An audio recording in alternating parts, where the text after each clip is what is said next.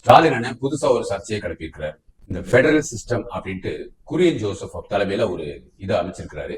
இதுல கொஞ்சம் அப்படியே ஃபாஸ்ட் ஃபார்வர்ட் பண்ணி பாத்தீங்கன்னா அவங்க இந்தியாவோட பிரிஞ்சிடணுங்கிற ஒரு சிந்தனையில தான் அவங்க பண்ணிட்டு இருக்காங்க. அது ரொம்ப ரொம்ப தவறு. தமிழ்நாட்டுல டிஎம்கேக்கு 30% கூட மக்களோட ஆதரவு கிடையாது. இது நான் கூட்டணியோட சேர்த்து சொல்றேன். எந்த ஒரு எலெக்ஷன்லயும் அவங்க இதுக்கு மேல போனது கிடையாது. அதனால 70% ஆஃப் மக்களுக்கு அதுல ஒப்புதலே கிடையாது. இவங்க பாட்டுக்கு தமிழ்நாடோட ஃபியூச்சரே இவங்க இது டிசைட் பண்ற மாதிரி அதுக்கு ஒரு குழு அமைச்சு அதை பெடரல் சிஸ்டத்தை டிஸ்டர்ப் பண்ற மாதிரி ஒரு சூழ்நிலை உருவாக்குறாங்க. இது தமிழ்நாடோட பாதுகாப்புக்கு ரொம்ப பிரச்சனையா இருக்கும்.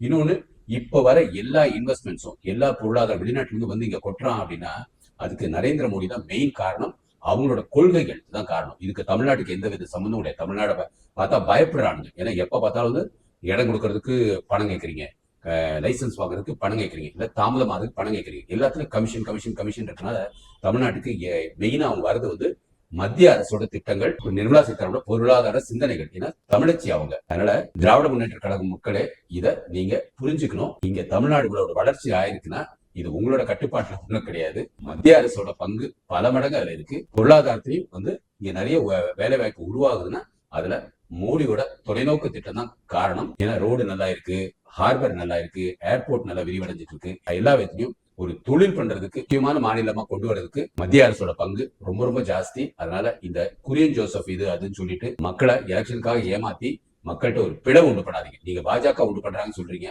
ஆனா நீங்க தான் உண்மையாவே உண்டு பண்றது.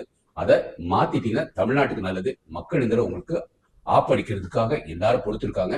நீங்க இந்த 5000 கொடுக்கறது, 1000 கொடுக்கறது, இந்த மாதிரி இலவசங்களை கொடுத்து மக்களை ஏமாத்துறீங்க. உங்க பின்னாடி கொஞ்சம் ஏழையாவே அடிமைகளா வச்சிருக்கீங்க. அதனாலதான் இந்த ஒரு பிரச்சனை நடந்துட்டு இருக்கு.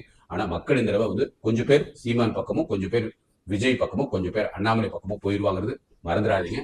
வாழ்க பாரதம், வளர்க தமிழ், ஒளிரட்டு தமிழகம்.